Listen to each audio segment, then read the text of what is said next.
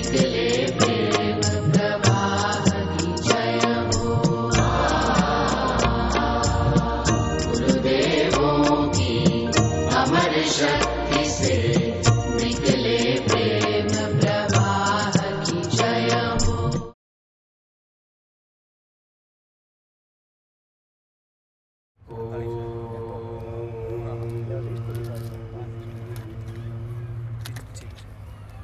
भद्रं नो अभिवादयमनः। ॐ शान्तिः शान्तिः शान्तिः।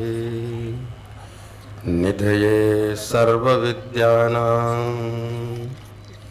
विषये भवरोगिणां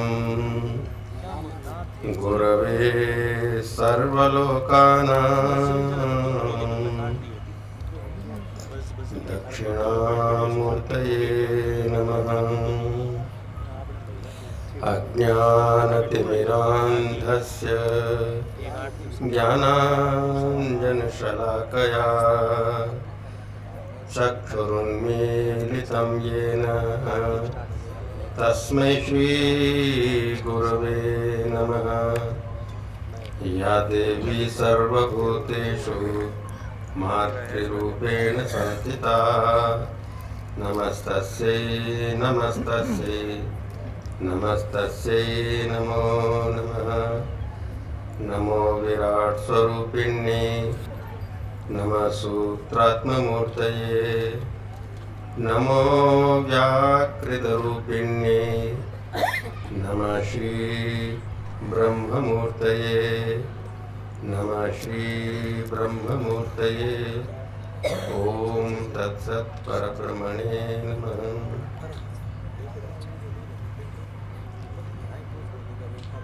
आज के इस अत्यंत ही आनंददायक पवित्र प्रेरणास्पद नव नव भावों में उमड़ते हुए अवसर पर माँ भारती के चरणों में कोटिशः वंदन करता हूँ। उसी की पावन गोद में यह बीकाने की धरती युगों युगों पुरानी धरती शिवालिक पर्वत श्रेणी से जो सरस्वती नदी प्रवाहित हुई थी, वेदों में जिनका बहुत ही आदर पूर्वक स्तवन किया गया है, वह इसी धरती से निकलती थी। यह जो कोलाय थे कपिल मुनि का आश्रम कपिलायतन, उसके पूर्व कौटम देशर कर्दम महर्षि का आश्रम, जागोलाई याज्ञवल्क्य महर्षि का आश्रम, दियात्रा दत्तात्रेय महर्षि का आश्रम, चांदोलाई च्यवन महर्षि का आश्रम। घर घर में अग्निहोत्र होते थे, वेद की ऋचाएं गूंजती थी। आज भी धोरों में जाकर बैठो आप लोग, मन को शांत करो तो धोरे सागर का स्मरण करते हैं, उनमें वेद मंत्रों की गूंज आपको सुनाई देगी। खेजड़ी के पास में जाओ, सिणिये के पास में जाओ, बुई के पास में जाओ, खींपड़दी के पास में जाओ, ये उस अतीत का स्मरण करते हैं। इसलिए यहाँ के लोग बहुत गहरे होते हैं, उनमें प्यास भी बहुत ज्यादा होती है, तो अमृत की पिपासा होती है, अमृत का वो वर्षण भी करते हैं। मैं इस पावन धरती को कोटिशः वंदन करता हूँ। और उसमें यह जो एक भव्य आनंद का समुद्र यहाँ पर प्रकट किया, इसके लिए मैं खुद को भी दोषी समझता हूँ कि मैंने पहले सत्यजात जी को क्यों नहीं बुलाया। इतने बड़े मानते, थोड़ा डर लगता था इनको कैसे बुलाए। तो संपत जी ने बुलाया, तो संपत जी ये भागीरथ की तरह है। भागीरथ तो लाया था गंगा जी को, ये लेके आए सरस्वती को। ये जो सरस्वती यहाँ से लुप्त हो गई थी, वो अंदर ही अंदर अंतः पयस्विनी, अंदर ही अंदर बह रही है इस रेगिस्तान में, इन धोरों में। उपग्रह के द्वारा उसके पथ का पता लगा लिया गया है, उसको पुनः जागृत करने के लिए प्रयास किए जा रहे हैं। जैसे धरती में सरस्वती नदी बहती है, वैसे ही यहाँ के लोगों में ये सरस्वती नदी अंदर ही अंदर बहती है। उस पर कुछ आच्छादन आ गया है, अब उस आच्छादन के हटने का अवसर है। बाहर से भी हटेगा, अंदर से भी हटेगा। इसलिए जब आदरणीय सद्योजात शंकराश्रम जी को यहाँ पर बुलाया तो ये पावन परंपरा का भी संस्कृत के श्लोकों द्वारा उल्लेख किया गया। यहाँ पर हिंदी में भी उसका उल्लेख किया गया। ये शांकरी परंपरा, दशनाम सन्यासी जो उन्होंने स्थापित किए थे, उसमें ये आश्रम, हम गिरी हैं, गिरी पूरी भारती सरस्वती वन आश्रम पर्वत दशनाम में, यह ऐसी पावन समृद्ध परंपरा। और फिर मेरे पूज्य गुरुदेव के द्वारा इनको तैयार किया गया और सारस्वत समाज ने इनको आदर पूर्वक अपने गुरु के रूप में स्वीकार किया। इनके प्रति मैं इस समाज के प्रति बहुत बहुत आभार व्यक्त करता हूँ कि जिन्होंने इनको स्वीकार करके एक नई ऊंचाई प्रदान की, नया क्षेत्र प्रदान किया। अब यह क्षेत्र यहाँ पर प्रकट हो रहा है, इसलिए बहुत जिम्मेदारी की बात है। थोड़े में राजी मत हो जाना। अपने यहाँ पर जो प्राप्त हुआ है इसकी मैं परीक्षा लूंगा, मैं परीक्षा लेने वाला हूँ, गीता ज्ञान परीक्षा लूंगा। आपने इतने दिनों में क्या प्राप्त किया, घर घर में जाकर के मैं चेक करूंगा। ऑफिस में जहाँ काम कर रहे हैं वहां पर जाकर क्या करूंगा। मेरे सीआईडी चारों तरफ घूमते रहते हैं। पहले मैं आपको और बात देता हूं कि आपने ये कार्यक्रम का आयोजन किया तो इसमें पूरा जो सारस्वत समाज है, इसमें अधिकाधिक लोगों को बुलाना था। संपत जी कोई व्यवस्था नहीं हो पाएगी ऐसा डर था क्या? तो फिर बात क्या, उनको महत्व को समझाते। ये अपने आप में एक नवाचार है जो ब्राह्मण संस्कृति का पुरोधा होता है, is the leader of the culture. सारे समाज को वो दिशा देता है। दिग दिगंत में वह भारतीय संस्कृति के संदेश को, वेदों के संदेश को वो पहुंचाता है। वो बंट कैसे गया कि दक्षिण के सारस्वत अलग, पंजाब के सारस्वत अलग और बीकानेर के सारस्वत अलग, उसमें भी कोई कुंडिया है, कोई क्या है, पता नहीं है क्या अलग अलग रखा है। इसको ठीक करना है और इसके लिए अद्भुत अवसर आपको ये प्राप्त हुआ और मैं बहुत प्रसन्न हूं कि आपने बड़े उत्साह से, आदरणीय सारस्वत समाज में कहूंगा कि यहाँ के लोग भोले होते हैं, थोड़े मोथे भी होते हैं। ये ओन करने से बहुत ही स्मूथ था। थोड़ा अल्लड़ टाइप के होते हैं ना, भोले होते हैं अल्लड़ टाइप के। वो हो सकता है अपने भाव को पूरी तरह से अभिव्यक्त नहीं कर सके, उसमें थोड़ा रफनेस होती है, इसलिए आपको मोथे का। इस अवसर का पूरा फायदा आपको उठाना चाहिए और मुझे लगता है कि काफी कुछ आपने इसको स्वीकार किया है। इसलिए जो उपासना आपको बताई, ये दिव्य उपासना, वेद के अनुसार उपासना, जो जीवन जीने के आपको सूत्र दिए, इन सबको लिख करके रखना। और आपका घर परिवर्तित हो गया है, आपका जैसे मन पवित्र हुआ है, परिवर्तित हुआ है, ऊंचाइयों को प्राप्त किया है और जुड़ने की कोशिश कर रहे हैं हमारा सारस्वत समाज।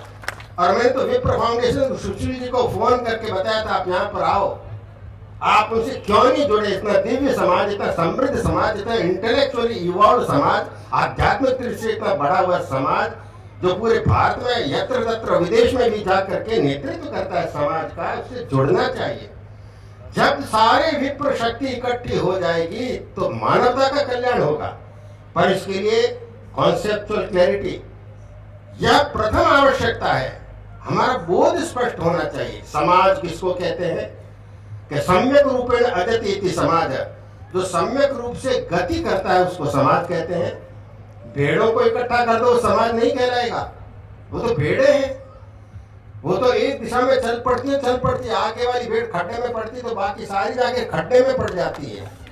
हम क्या हिंदू लोग ऐसे हैं क्या? वैदिक सनातन धर्म को मानने वाले ऐसे हैं क्या? इतना अंधेरा हम पर क्यों आच्छादित हो गया? इतनी गुलामी हमारे अंदर क्यों आ गई? इसलिए समाज का अर्थ होता है भेड़ों को इकट्ठा करना, समाज नहीं कहलाता। भेड़ियों को इकट्ठा कर दो, वो भी समाज नहीं कहलाता। भेड़िए क्रूर, वो समाज नहीं कहलाता। चोरों को इकट्ठा कर दो, गुंडों को इकट्ठा कर दो, गिरोह कहलाएगा, समाज नहीं कहलाएगा। और एक डंडे से सबको एक जैसे कपड़े पहनो, एक जैसे चलो, एक जैसे उठो बैठो, रेजिमेंटेशन है, वो समाज नहीं कहलाता। तो आप समझो तो सही, समाज कहते किसको है कि सम्यक रूपेण अजति इति समाज। तो सम्यक रूप से गति करता है, सही ढंग से गति करता है, सही दृष्टि को लेकर, सही भावना को लेकर, सही क्रिया को लेकर के, एक स्वतंत्रता को लेकर, एक मर्यादा को लेकर, एक अनुशासन को लेकर, एक प्रमाण को लेकर के, और जो कंटिन्यूअसली इवॉल्व होता चला जाता है, ऑल राउंड डेवलपमेंट, अभ्युदय, साथ में एक आंतरिक निश्चय से चेतना परिष्कृत होती चली जाती है, झिलमिलाती चली जाती है। इसलिए सारस्वत समाज की एक विशेष भूमिका, पुष्करणा समाज भी यहाँ पर है, दूसरा जो छिन्नाती समाज है वो भी समाज है, पर सारस्वत समाज कहते एक अलग प्रकार का भान होता है, कश्मीर का स्मरण होता है, पूरी सरस्वती नदी का स्मरण होता है। सृष्टि के आदि में ये प्रारंभ हुई नदी, जहां पर सबसे पहले संस्कृति के बीज बोए गए, संस्कृति को प्रकट किया गया। कल्पना तो करो ये कैसी सरस्वती नदी है। मेरे पास में एक पुस्तक है, मैं आपको प्रदान करना चाहूंगा, जिसमें प्रमाणों सहित ये बताएगा कैसे सप्त ऋषि इस सरस्वती के किनारे प्रकट हुए थे और संस्कृति की स्थापना की थी। महर्षय सत्व पूर्वे चत्वारो मनवस्तथा मत भावा मानसा जाता येषां लोक इमा प्रजा। इसलिए अपने मूल की तरफ जाना, उससे जुड़ना, बोध को स्पष्ट करना। जब हमारा बोध स्पष्ट होगा कि अरे समाज तो इसको कहते हैं, तो पहले चेक करो क्या हम वास्तव में समाज के रूप में जी रहे हैं क्या हमारे बोध ठीक है ईश्वर के प्रति, जगत के प्रति, मानव के प्रति, स्त्री के प्रति, बंधन के प्रति, मोक्ष के प्रति, क्या बोध हमारा स्पष्ट है? स्पष्ट नहीं है तो उसको ठीक करना चाहिए। प्रमाणों को लेकर ये तो आपने शिविर का आयोजन किया, बार बार ऐसे शिविर का आयोजन किया जाना चाहिए, प्रश्नोत्तर होना चाहिए और बोध को स्पष्ट करना चाहिए। इसलिए मैं आपसे निवेदन करूंगा, ईश्वर के प्रति अपने बोध को स्पष्ट करना। ईश्वर ने मनुष्य को बना करके अपने आप को पृष्ठभूमि में कर लिया। ईश्वर, जीव और जगत, इसके आधार में ब्रह्म तत्व है, और अद्वैत ब्रह्म तत्व जिस परंपरा से आप लोग अभी जुड़ रहे हैं, ये शांकरी परंपरा है, उसका एक दर्शन है। आप लोग भी साधारण भाषा में बोलते हैं, घट घट में भगवान है, कण कण में भगवान है, क्षण क्षण में भगवान है, बोलते ही नहीं बोलते। मेरे पास में एक जोधपुर इंजीनियरिंग कॉलेज के पास किए हुए, अपनी गवर्नमेंट में सर्विस करते अपनी वृद्धा माता जी को लेकर के आ गए, और मैं यहाँ पर था अपने आश्रम में, और आकर के उन्होंने बताया कि मेरी माता जी, इनकी तबीयत ठीक नहीं रहती आजकल, मोटी ज्यादा हो गई, पार्टी कहते हैं ना, मोटी ज्यादा हो गई। और मेरे को आकर के, महाराज हमारा गोडा दुखे, मारे बीपी बढ़ोड़ी, मारे हार्ट में तकलीफ है। अब तो मैं भगवान मैंने उठा ले तो ठीक रहे, भगवान मैंने ऊपर उठा ले तो ठीक रहे। तो मैंने कहा आपने भगवान से प्रार्थना की क्या? कि मैंने की थी, मारी कौन सुने थे, भगवान से थोड़ा नेड़ा थे, प्रार्थना करो। तो मैंने फट से अपनी आंखों बंद कर लिया और होठ हिलाने लगा, और ऐसे हाथ जोड़ करके, और थोड़ी देर बाद आंखों को खोला कि मैंने प्रार्थना की भगवान से। तो बोले क्या बोले भगवान? तो भगवान ने कहा कि मैंने इस माई को उठाने की कोशिश की थी, ये भारी घड़ी थी, इसके उठने। तो महाराज से मासूम मजाक करो कि माता राम मजाक हो, भगवान ऊपर है क्या? भगवान ऊपर है, सब जगह हृदय में विराजमान। प्रार्थना करो, ईश्वर विषय हमारी अवधारणा को ठीक अद्वैत दर्शन करेगा, दूसरा दर्शन नहीं करेगा। वो आपको किसी लोक में ले जाने की बात कहेगा, वैकुंठ में चले जाएं, साकेत में चले जाएं, कैलाश में चले जाएं, किसी लोक में चले जाओ, वापिस आना पड़ेगा। आ ब्रह्म भुवना लोका पुनरावर्तिनोर्जुन माम उपेत्ति तो कौनते ये पुनर्जन्म न विद्यते। ये लक्ष्य स्पष्ट होना चाहिए। ईश्वर कहते किसको है आखिर? आप ईश्वर को ओढ़वा क्यों नहीं देते कि मेरे को लुगाई क्यों बनाया? क्या हम ओढ़वा देते हैं ईश्वर को? अगले जन्म में लुगाई बनना चाहेंगे आप लोग? अगले जन्म में स्त्री बनना चाहेंगे क्या? ना महाराज ना, स्त्री बनना कौन चाहे? ईश्वर से शिकायत नहीं करते, ईश्वर के बारे में चिंतन नहीं करते। ईश्वर कर्म फल प्रदाता है, न्याय करता है। जब तक इस कक्षा को पार नहीं करेंगे, ईश्वर के प्रति प्रेम उमड़ करके प्रकट नहीं होगा। तो इसलिए अपनी अवधारणा को स्पष्ट करना। ईश्वर को कंट्रोल करता है, सारे ब्रह्मांड को, छोटे से छोटा कण हो उसको कंट्रोल करता है, सारे गैलेक्सी जो ना उसको कंट्रोल करता है, सारे प्राणी उसके कंट्रोल में पैदा होते हैं, बढ़ते हैं, फिर परिवर्तित होकर क्षीण होकर के और समाप्त हो जाते हैं। परंतु मनुष्य के अंदर एक अद्भुत ताकत भगवान ने दी है। आज हमारे सामने कितनी चुनौतियां, समझो हम अपने बच्चे को कॉन्वेंट में भेज रहे हैं, विद्यालयों में भेज रहे हैं, वहां पर ये नहीं बताते कि तुम्हारा कोई पूर्व जन्म और आगे का जन्म होगा। शायद कोई ब्रायन वीज यहाँ पर आएगा और हमको सिखाएगा कि आप पूर्व जन्म और आगे का जन्म होता है। हमारे शास्त्र हमसे छीन लिए गए, हमारी भाषा हमसे छीन ली गई है, हमारा दर्शन हमसे छीन लिया गया है। इसलिए कितनी बड़ी चुनौती, और खासतौर से ब्राह्मण समाज की ये चुनौती है। और अगर आप सारस्वत अपने आप को घोषित करते हैं और आप हैं सारस्वत, आपकी और भी ज्यादा ये जिम्मेदारी हो जाती है। आपके नाम के साथ में वो सरस्वती नदी जुड़ी हुई है। ये ज्ञान की सरिता, ये प्रेम की सरिता, ये स्नेह की सरिता, ये क्रिएटिविटी की सरिता है, ये सरस्वती नहीं। ये सरस्वती सृष्टि के प्रारंभ में महाप्रलय के पश्चात में जो वीणा झंकृत की थी, ये वीणा झंकृत करने वाली ये सारस्वत जाति है, इसको समझना। इसलिए ईश्वर के विषय में अपने बोध को ठीक करना, कंट्रोल करता है मनुष्य के अलावा। और मनुष्य के अंदर कर्म करने की शक्ति है, वो कर्म कर सकता है, और वो ऐसा कर्म उसको करना चाहिए कि सारी सृष्टि है वो खुशबू से भर जाए, फूलों से भर जाए, प्रेम से और आनंद से भर जाए। इसलिए एक मनुष्य की योनि हमको प्राप्त हुई है, इस पर चिंतन करना कितने पुण्यों के बाद में मनुष्य की योनि प्राप्त हुई है। इसमें हम विश्व के नियम के अगेंस्ट में जा सकते हैं, उसको समझ करके और अपने जीवन को आगे बढ़ा सकते हैं। कुत्ता कुत्ता रहेगा, बिल्ली बिल्ली रहेगी, गधा गधा रहेगा, शेर शेर रहेगा, मनुष्य वैसा नहीं रहेगा। या तो वो डीजनरेट होगा, या फिर वो घाणी का बलद बन जाएगा, या कोल्हू का बैल बन जाएगा, और नहीं तो उसको जाना चाहिए ऊपर की तरफ। और ऊपर जाने के लिए हमारे पास में शास्त्र है, संस्कृति है, गुरु है, इसको समझना। इसलिए मैं कहता ईश्वर के प्रति हमारी दृष्टि क्या है। ईश्वर ने हमको एक दुर्लभ मनुष्य का जन्म दिया और हमको इसको लेकर के और अपने जीवन को आगे बढ़ाना है। कितने लोग मृत्यु को जीतना चाहते हैं, अपने हाथ को खड़ा करना, मृत्यु को जीतना है, ईश्वर को प्राप्त करना है। अभी हाथ खड़े नहीं करते क्योंकि धुंधलापन है, हमारे अंदर कोई धुंधली बैठी हुई है। भागवत की इतनी कथाएं हो रही हैं और अभी तक आपकी वो धुंधली दूर नहीं हुई, वो धुंधकारी खत्म नहीं हुआ।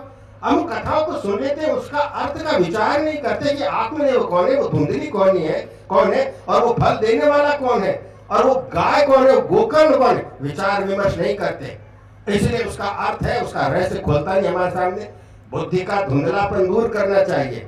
इसलिए मैं आपके सामने निवेदन कर रहा था कि ईश्वर विषय हमारी अवधारणा, कॉन्सेप्ट, उसको ठीक करना, उसके नियम को तोड़ते ही वो दंड देता है, उसी समय वो दंड देता है।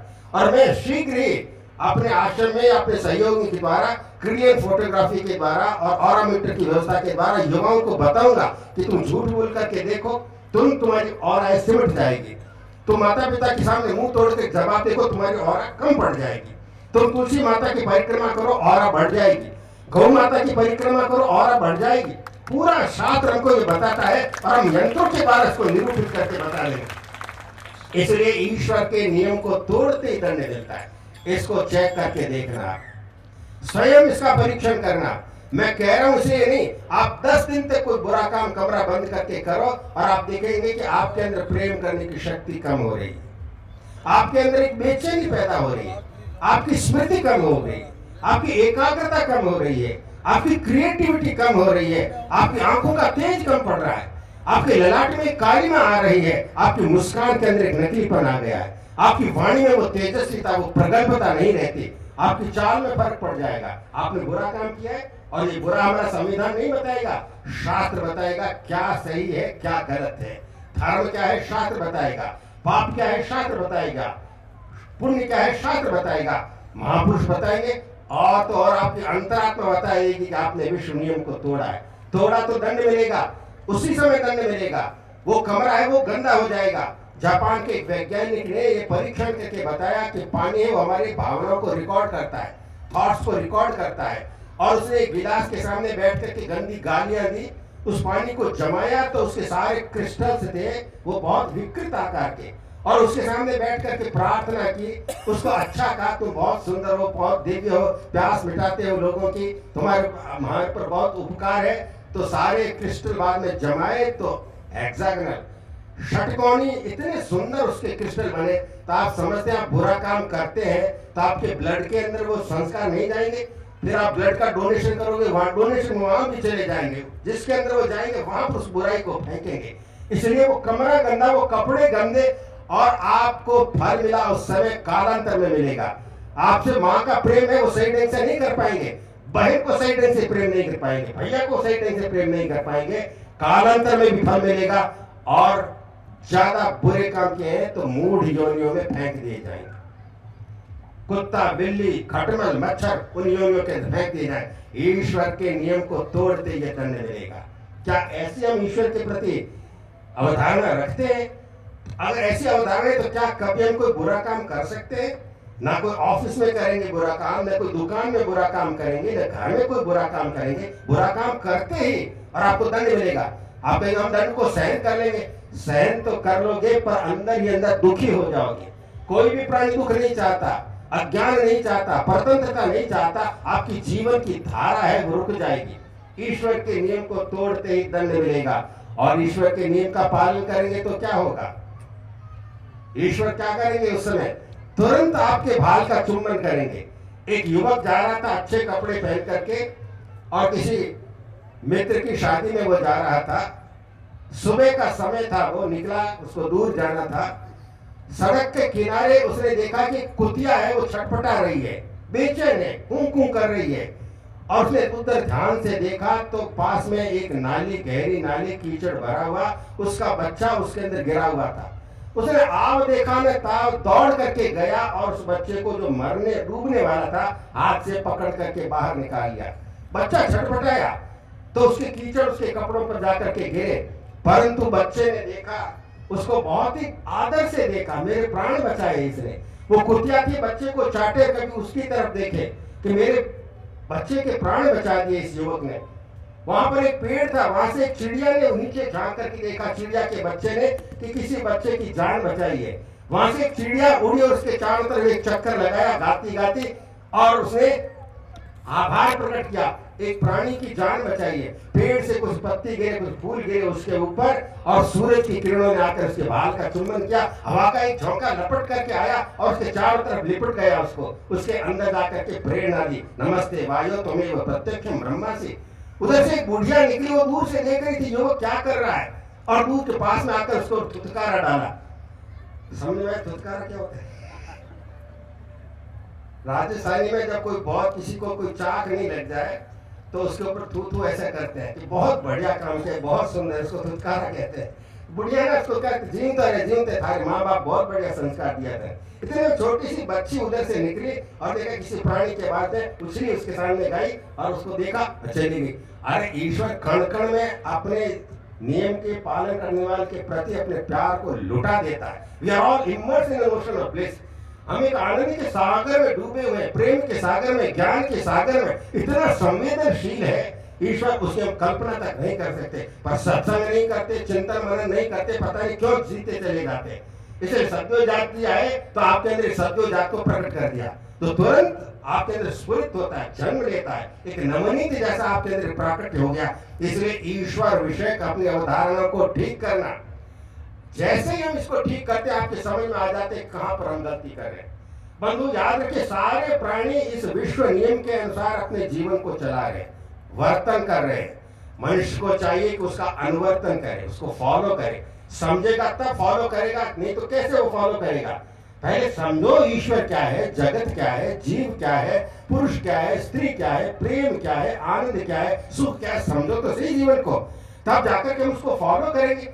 आंख बंद करके फॉलो नहीं करना। मैं आपसे पूछता हूँ, गांधारी ने आंखों पर पट्टी बांध ली, अच्छा किया या बुरा किया? माताओं से पूछता हूँ, गांधारी ने आंखों पर पट्टी बांधी, नाम सुना कि नहीं गांधारी का? अच्छा किया या बुरा किया? अच्छा किया ना। पति को दिखाई नहीं देता है तो उसने भी अपनी आंखों पर पट्टी बांध ली, अच्छा किया ना। जो अच्छा किया समझ तो अपने हाथ को खड़ा कर लेना, ठीक है। क्योंकि पति को दिखाई नहीं देता तो पत्नी को भी आंखों को बांध देना चाहिए। पति को सुनाई नहीं देता तो पत्नी को भी अपने कान के अंदर दूधे डाल देना चाहिए। पति की टांग टूटी हुई है तो उसको भी अपनी टांग को तोड़ देना चाहिए, टांग को मोड़ देना चाहिए। ये तात्पर्य फिर आपने कैसे अपने हाथ को खड़ा कर दिया? इसे मैंने कहा मैं परीक्षा लूंगा और घिर घिर करके आऊंगा, मैं परीक्षा लेने के लिए, आप बुलाओ नहीं तब भी आऊंगा। आप तो मेरे संपत्ति ने दे दिए, फ्रीडम, आप आइए परीक्षा लीजिए। समझ में आएगी इस बात को? धर्माभास नहीं होना चाहिए। इसलिए गांधारी को उदाहरण के मैं बता देना चाहता हूं कि हमारा बोध स्पष्ट क्यों नहीं है। इसलिए अपने बोध को स्पष्ट करना। ईश्वर तुरंत दंड देता है तो ईश्वर प्यार को लुटा देता है। अपना अनुवर्तन करना चाहिए पग पग पर, सुबह उठने से लेकर के सोने तक, जन्म से लेकर के और अंत्येष्टि तक हमारी संस्कृति हमको सिखा रही है। उस पर कचरा आ गया है, सारे के सारे उस पर कचरा। यज्ञोपवीत संस्कार होते हैं वो भी कचरा हो गया है। होली का पर्व मनाते ऐसी फीटी फीटी गाड़ियां निकालते, डूब मरना चाहिए। मैं इस क्षेत्र में बैठ करके बोल रहा तो डूब मरना चाहिए। क्या कबाड़ा कर दिया आप लोगों ने? ये काम दहन का प्रसंग है, ये हिरण्यकश्यप के मरने का प्रसंग है, और आप इस समय इतनी अश्लील गालियों को निकालते, आपकी गायत्री का तेज और म्लान हो जाता है। आपकी गायत्री, आपने अग्निहोत्र करते, पूजा करते, सारा सारा मलिन हो जाता है, क्योंकि आपने वाणी का अपमान किया है, क्योंकि आपने मातृशक्ति का अपमान किया है, उन बालिकाओं का अपमान किया है, उन गंदी गालियों को सुनते हैं, और तुम्हारे अंतःकरण में जो सारस्वत प्रवाह है वह भी मलिन हो जाता है। सारे त्योहारों को ठीक करो। इसलिए हमारी संस्कृति कहती है अनुवर्तन करो उसका। अभी कौन सी ऋतु चल रही है? कौन सी ऋतु चल रही है? अभी कौन सी ऋतु चल रही है? वसंत ऋतु चल रही है। समझो इस बात को। ये ऋतुएं चल रही, हर ऋतु में खान पान, रहन सहन सब कुछ बदल जाता है। हमको अनुवर्तन करना है। अब बाहर की प्रकृति के अंदर फूल खिल रहे हैं, फूल खिलने की तैयारी कर रहे हैं, पौधे के अंदर एक रस ऊपर की तरफ बढ़ रहा है, वो जाकर के चटक करके 7 रंगों के अंदर सतरंगा फूल बन जाएगा, फल बन जाएंगे। हर प्राणी के अंदर एक प्रणयाकुलता आ गई है, उसके अंदर वो प्रेमाकुल हो रहा है। हर प्राणी के अंदर, हमारे हर सेल के अंदर वो मधु प्रकट हो रहा है। ये वसंत को मधुमास कहते हैं। मधु माने मधुवाता ऋतायते मधुक्षरन्ति सिंधव, चारों तरफ मधु की वर्षा हो रही है, ये मधुमास है। हमारे हर सेल में वो प्रकट होता है। इस समय हमको खान पान ठीक करना चाहिए, दृष्टि को ठीक करना चाहिए, मन के अंदर प्रेम की तरंगें प्रकट होगी, ठीक करना चाहिए। इसलिए शिवरात्रि का पर्व मनाए तो सही ढंग से आप शिवरात्रि का पर्व मनाना, तो आपको पता लगेगा होली क्या होती है, वसंत क्या होती है, आपको पता लग जाएगा। अनुवर्तन करना है हमको, वो हमको उपदेश दे रहा है शास्त्रों के द्वारा, संस्कृति के द्वारा, बुजुर्गों के द्वारा, प्राणियों के द्वारा, तारों के द्वारा, सूरज के द्वारा। वो हमको निरंतर समझा रहा है, you follow me, you follow me, you follow, मेरा अनुवर्तन करो। हम क्या कोई गधे घोड़े हैं क्या? आप कह रहे हमारा फॉलो करो? नहीं नहीं, वो नव रूप में ऐसा उछल उछल करके चल रहा है। क्रिएटिविटी से वो भरा हुआ है, उसको समझे और उसका अनुवर्तन करें। आप अपनी संस्कृति को समझेंगे अच्छी ढंग से तो आप उसका अनुवर्तन करने लगेंगे। अनुवर्तन करते हुए अपने आप कामना को पूर्ण करना। आप लोगों में से कितने लोगों को सप्तपदी के मंत्र याद है? कितने लोगों को सप्तपदी के मंत्र याद है? किन ब्राह्मणों को सप्तपदी के मंत्रों का अर्थ मालूम है? जानना चाहते हो तो माउंट आबू से पूज्य गुरुदेव की पुस्तक है गृहस्थाश्रम एक साधना, और मेरे पास जो भी कुमकुम पत्री आती है मैं कोशिश करता हूँ कि इस पास में वो पुस्तक को भिजवाऊं, और मेरे पास में आते हैं मंदिर में तो उनको निश्चित रूप से उसको भेंट करता हूँ। सरस्वती, ये आपके सप्तपदी के मंत्र, उसमें प्रतिज्ञा करते हैं कि हम दोनों मिल करके एकम ईशे विष्णुता नहीं तू, द्वे यूर्धे विष्णुता नहीं तू, त्रीणि राये विष्णुता नहीं तू, चत्वारि मायो भवाय विष्णुता नेतु, पंच पशुभ्यो विष्णुता नेतु, षड ऋतुभ्यो विष्णुता नेतु, सखे सप्तपदाभो माम अनुप्रताभो। कैसे अद्भुत मंत्र है। इसलिए अनुवर्तन करना, कामना पूर्ति करना है तो जैसे भगवान ने सृष्टि की वैसे ही हमको संतान को प्राप्त करना है। कामना पूर्ति करनी है तो जैसे भगवान ने इस वैभव को, ऐश्वर्य को प्रकट किया वैसे ही करना है। इष्टान भोगान की वो देवा दास्यन्ते यज्ञ भाविता, जो जो चाहते हैं यज्ञ की प्रक्रिया के द्वारा उसको प्राप्त कर सकते हैं, परंतु ये ईश्वर को परम प्रसन्न करने वाला नहीं है। ईश्वर नहीं चाहते कि आप स्वर्ग में बार बार जाते रहें। मैं भागवत की कथाओं में ये प्रश्न पूछता हूँ, स्वर्ग कौन जाना चाहता है? और भोली भोली माताएं अपने हाथों को खड़ा कर देती है, और एक आदमी दोनों हाथ खड़ा करती है कि शायद पति ने नहीं खड़ा किया तो उसके लिए भी खड़ा कर। अरे क्षीणे पुण्य मर्त्य लोकम विशंति, वापस यहीं पर आएंगे। इसलिए इसको समझना कि किस प्रकार से हम उसका अनुवर्तन करें। अनुवर्तन तो करें पर अतिवर्तन करें, ये भगवान चाहते। वी मस्ट ट्रांसेंड इट, हमको ऊपर उठना। अतिवर्तन, खेल खेलते तब भी अतिवर्तन करना, इतना एकाग्रता से करना, तन्मयता से करते ही आप ऊपर की तरफ उठ चले जाएंगे। ये दृष्टि ठीक करना पहला कर्तव्य है। ईश्वर के प्रति दृष्टि, नोट बना लेना, ईश्वर किसको कहते हैं। अभी लंबा नहीं खींचूंगा मैं, पेट में कुकुरिया बोले, जीरे मेरे कुतरी भी है नहीं। देखो कैसी अद्भुत संस्कृति है, धीरे धीरे समाप्त हो रही है, मोबाइल में सिमट रही है, टीवी में सिमट रही है। मैं बाहर के लोग आए उनको समझे बता देना चाहता हूँ, 9 बजे खत्म करना है। देखो सुनो सही, क्या है कि यहाँ पर मोहल्लों में जो परकोटे के अंदर रहने वाले लोग हैं उनको मालूम है, जब कोई कुतिया के बच्चे होते हैं तो छोटे छोटे बच्चे, और कोई चड्डी पहना हुआ और कोई नंगा। ये बहुत पुरानी मैं बात बता रहा हूँ आपको। आजकल तो जीन्स ही जीन्स आ गई, बच्चे ने जन्म लिया और उसको जीन्स पहना देते, बाप लोग रोए और कहीं आ गए कटे फंसी गए। तो वो बच्चे होते हैं उसके, और छोटे छोटे बच्चे जाते हैं और कोई ऐसे टिन का डब्बा ले लिया, कोई सकोरा ले लिया, और घर घर में जाकर के आवाज देते हैं, जेर मेरे कुतड़ी भी आई है, पाडे ने परनाई है, पाडा लाए रोटी, आधी रोटी, गुड़ डालो, तेल डालो, आटा दो, मांगते हैं, भिक्षु बन जाते। छोटे बच्चे बिना कोई, चाहे करोड़पति का बच्चा हो, सब आ जाए, इकट्ठे होकर जाते हैं और ये मांगते हैं कि तेल दो, गुड़ दो, आटा दो, कि कुतड़ी भी आई है, सूचना दे देते, और माता है वो उसको दे देती हैं। तो जिस घर से उनको ये मिल जाते हैं तो वो आशीर्वाद देते हैं कि और घर सोने चांदी रो, हीरा मोती रो। ये घर है, इसके अंदर सोना चांदी हीरा मोती।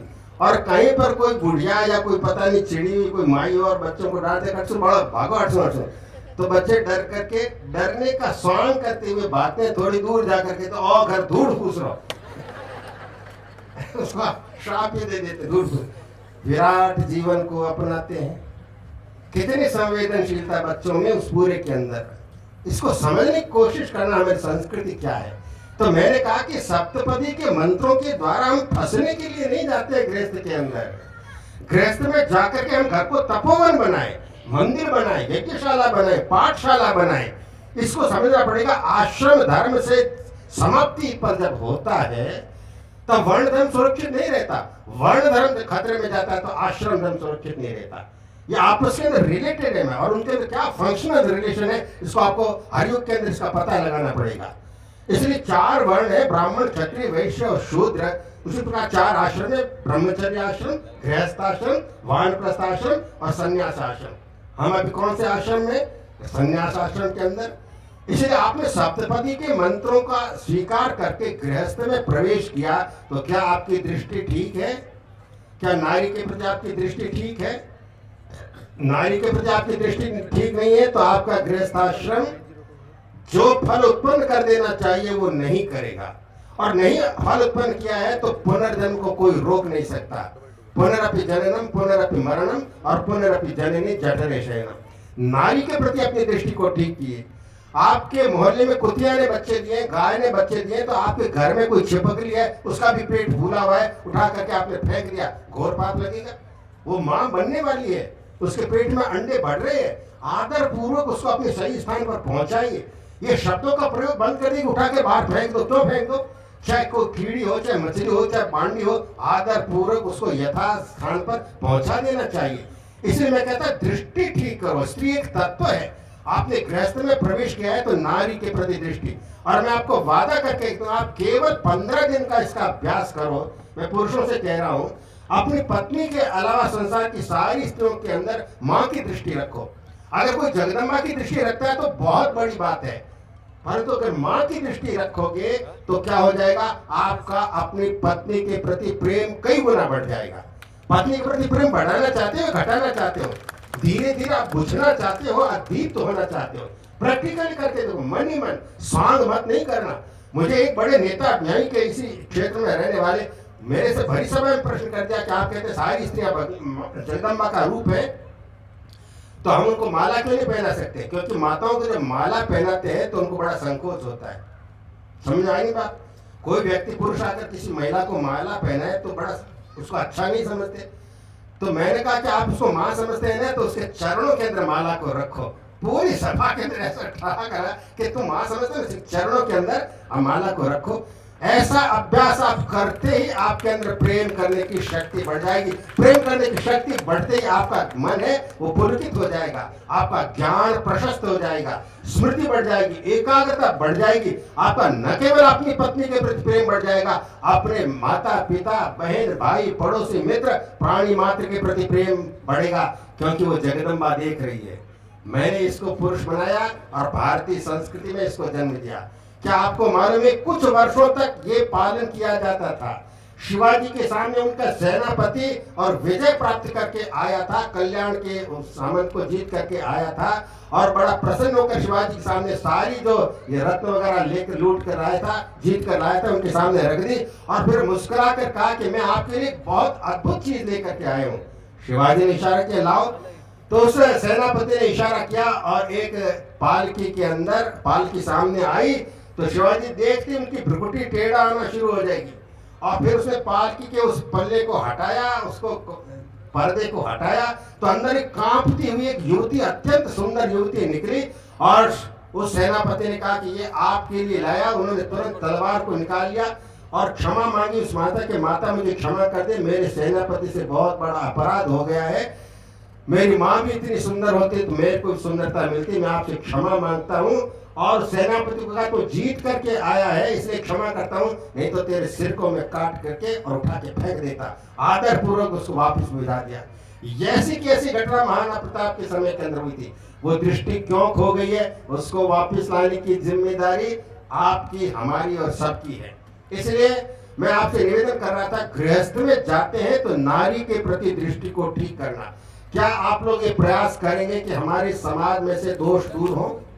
तो गिन करके रख लीजिए, हमारे समाज में अभी ये दोष है, मृत्यु बोझ होता है, घर बिक जाए, गहने बिक जाए, हम तो मृत्यु के बाद में भंडारा चाहते हैं, और वो भी पूरे गांव का भंडारा। ये सारा समाज के लोग जो गांव में इधर बैठे हुए सारे सुन ले इस बात को, ये हमारा शास्त्र कहता है हाँ बाद में कुछ करना चाहिए, अनुष्ठान यज्ञ करना चाहिए, पर किसी के घर को बिकवा कर, गहनों को बिकवा करके नहीं होना चाहिए।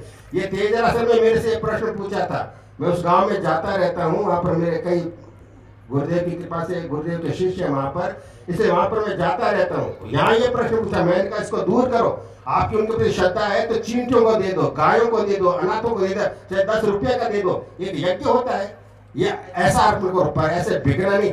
समाज के अंदर से जब तक गिन गिन करके हम दोषों को नहीं हटाएंगे तब तक समाज दीप्त कैसे होगा, आगे कैसे बढ़ेगा। इसलिए दहेज की प्रथा को हटाओ। ये कन्या एक दान होता है, दान करने वाला का हाथ ऊपर होता है, लेने वाला का हाथ नीचा होता है, और इस पर आप मनन करना कि कन्यादान क्यों किया जाता है, और वो जो कन्या आती है उसके अंदर ये ताकत है कि आपने जिसको 9 महीने पेट में रखा, पढ़ाया लिखाया बड़ा किया, उसके हृदय की गहराइयों में एक ऐसा दरवाजा है, इस पर ताला लगा हुआ है, और उस ताले को कोई नहीं खोल सकता, न बहन खोल सकती है, न पिता, न माता, न बुआ, न काकी, न चाची, कोई नहीं खोल सकता।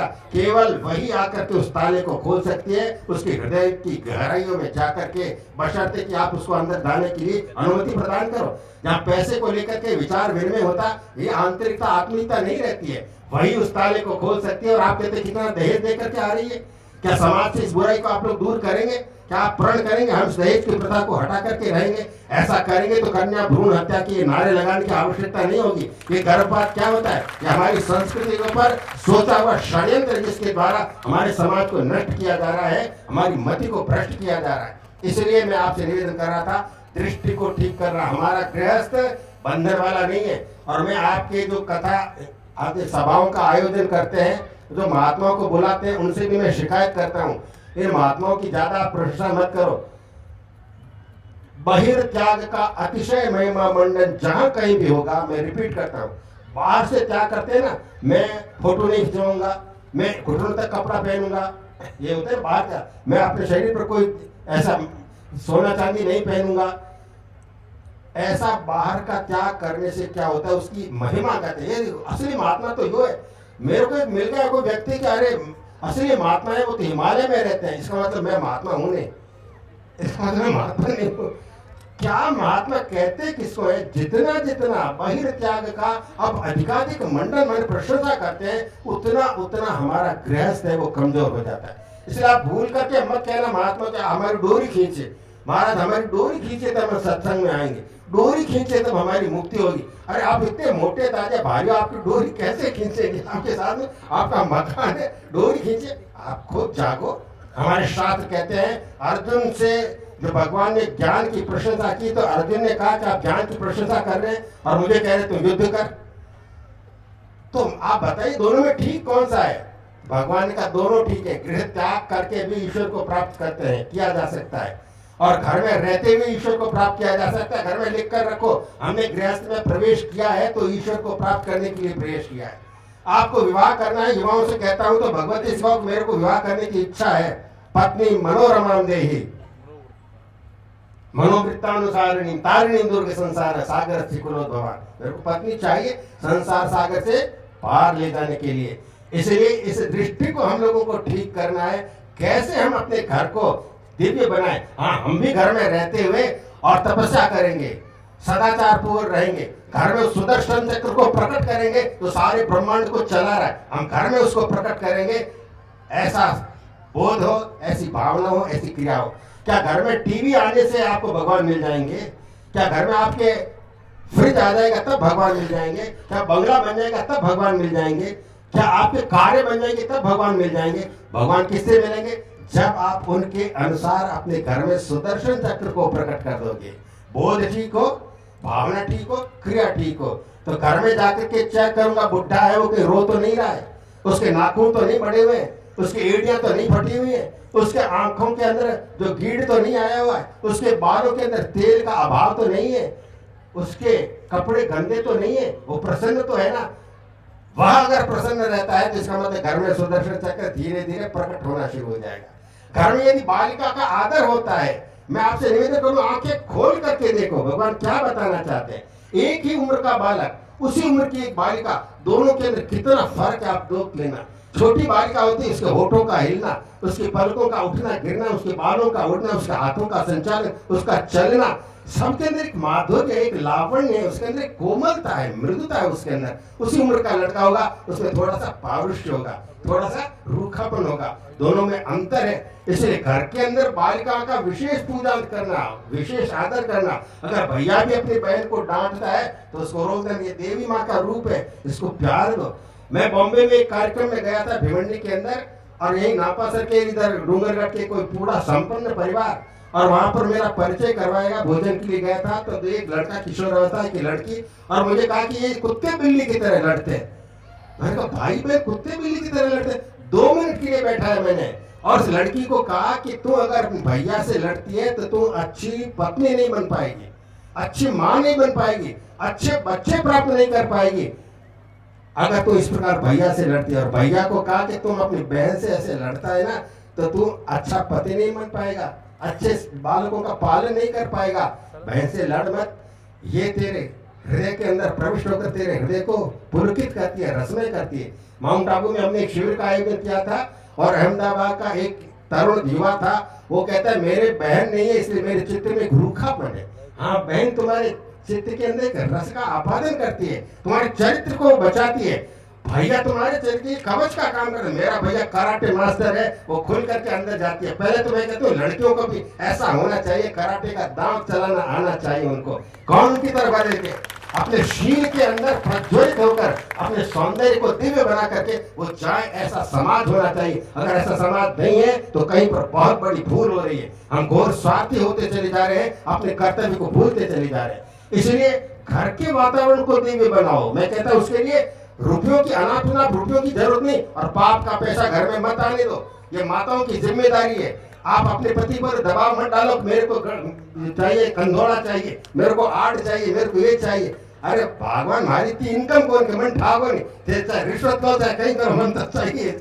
ऐसे कहते हो अविद्या रूपनी होती है। घर को ठीक करो आप, जो ही घर में ये होगा। मैं कहता हूँ इतना सरल है ईश्वर को प्राप्त करना। तो रामकृष्ण परमहंस कहते थे घर में रह के ईश्वर को प्राप्त करना ज्यादा सरल है। और ये ठीक इसी तरह है कि कोई शत्रु से मुकाबला करना हो तो एक तो खुले मैदान में आ जाओ और एक दुर्ग में रहकर, किले में रहकर के लड़ाई करो। कौन सा ज्यादा सुरक्षित रहेगा? तो किले में रहे। घर हमारा किले की तरह है। आज लड्डू खाने की इच्छा, हलवा खाने की इच्छा, बनाओ हलवा। सन्यासी यदि ऐसा कह देता है आश्रम में, कहा तो मेरे को हलवा खाने की इच्छा है, तो गुरुदेव आकर के उसको टोक देंगे, ठीक है ना। तो इसलिए घर छोड़ करके ईश्वर को प्राप्त करना बहुत कठिन है और घर में रहते हुए ईश्वर को प्राप्त करना सरल है अपेक्षा। मैं क्या कह रहा था? दृष्टि को ठीक करना, भूल करके ही नहीं कहना कि हम तो फंसे हुए हैं, तो तुम्हारी गलती। उस फांस को निकालो जो हृदय में बांध रखी है भैया के प्रति। फांस होती है, फांस है, जगत के फांस है, आपने हृदय में डाल के उनको निकालो। राग द्वेष को हटाओ, गलती हो जाती है क्षमा मांग लो, क्षमा कर दो। गांठ बांध करके क्यों रखते हो? अरे बर्तन साथ में रहते हो, उसमें खड़का जरूर होगा, क्षमा मांग लो। प्रतिदिन हम प्रारंभ करते हैं, ईश्वर से प्रार्थना करते हैं कि आज मैं तुम्हारे यज्ञ चक्र का अनुवर्तन करूंगा। ये श्लोक है, आपके समय से पर वो श्लोक देता है। कौन सा श्लोक है? त्रैलोक्य चैतन्यमयादिदेव श्रीनाथ शंभो भवदाज्ञैव प्रातः समुत्थाय तव प्रियार्थम संसार यात्रम अनुवर्तयिष्ये। मैं संसार वार्ता का अनुवर्तन करता हूँ। इसलिए हमको आपने यहाँ पर जो इतना दिव्य दर्शन हुए, एक महात्मा एक सागर की तरह होता है, एक हिमालय की तरह होता है, कई नदियों को साथ लेकर, परंपराओं को साथ लेकर चलता है, वो अनंत पथ का पथिक होता है। इसलिए आपको इतना कुछ यहाँ पर प्राप्त हुआ, अब आपको छोड़ना नहीं है, इनको प्राप्त करते ही चले जाना है, अपेक्षाओं के अनुसार उठते ही चले जाना है।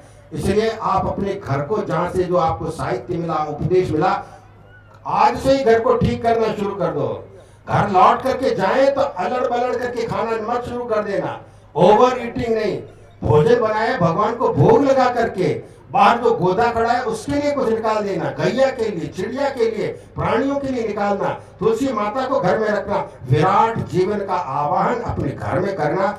तो इन जो आपको प्रेरणा के सूत्र मिले हैं, आपका घर ठीक होना चाहिए, मोहल्ला ठीक होना चाहिए, कुल ठीक होना चाहिए, और आपकी दृष्टि पूरे भारत में, उससे भी बाहर आपकी दृष्टि होनी चाहिए। हम अपने वैदिक सनातन धर्म की विजय पताका को, हम अपने तिरंगे झंडे के अंदर जो सत्यमेव जयते है उसका घोष है, सारे विश्व के अंदर फैलाए, ऐसा जज्बा होना चाहिए। बस मैं अपना करियर बना लूं। अरे कूप मंडूक हो क्या आप तो सागर है, कुएं में रहने वाला मेंढक है, वो अपने आप को सब कुछ समझता है। इसलिए यहाँ पर जो आपको बताया गया है उसको लेकर के चिंतन मनन करना और इसको आगे बढ़ाता रहना, घर के अंदर यज्ञ की ज्वाला को प्रकट करना।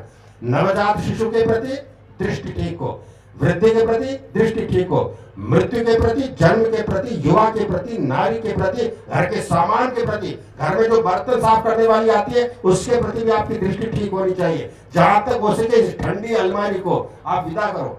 मैंने कहीं पर ठंडी अलमारी का नाम लिया, लोगों को समझ में आया। ठंडी अलमारी फ्रिज है ना, आप 15 दिन का भोजन इकट्ठा करके फ्रिज में डाल देते और फिर उसको खाते रहते। और जब कभी कोई भोजन बच जाता है तो नौकरानी सोचती है कि आज बचा हुआ कुछ मेरे को मिल जाएगा, और आप उसको कल के लिए रख लेते हैं। तो इसके फ्रिज की अलमारी को जितना मिनिमम आप काम में ले उतना ज्यादा ठीक है। घर के अंदर तामसिक भोजन आ रहा है, रजोगुणी भोजन आ रहा है, अभक्ष्य भक्षण आ रहा है। ये ईजा पिज्जा को बंद करो, ये होटल वाले। अब मेरे कोई साधक जिसका कोई होटल चलता हो तो आप क्या करोगे?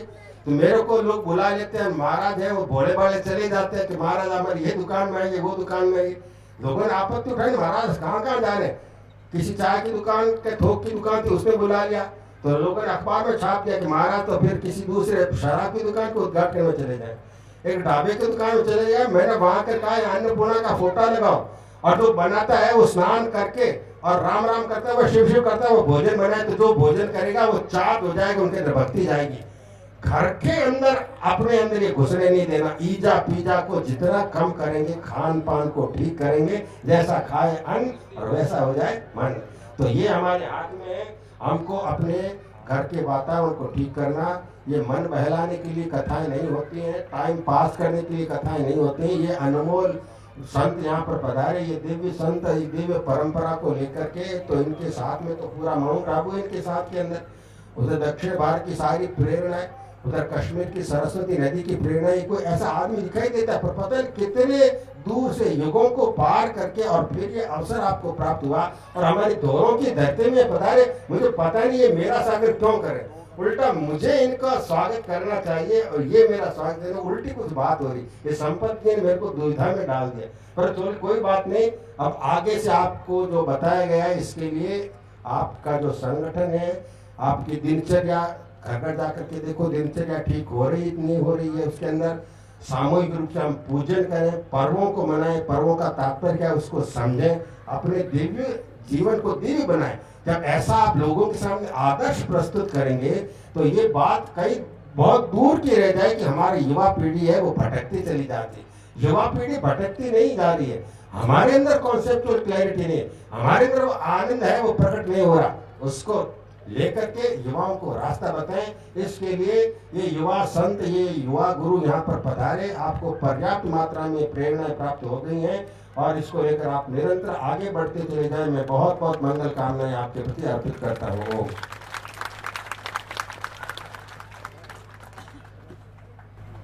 जय शंकर। संवित सोमगिरी जी महाराज ने इस पूरे आयोजन के अंदर जो भव्य और अलौकिक आयोजन हुआ था उसमें अपने हाथ और अपने सिरमुख से केसर का टीका लगाकर हमें कृतज्ञ किया है। इसके लिए हम आपका एक बार पुनः खूब खूब अभिनंदन करते हैं।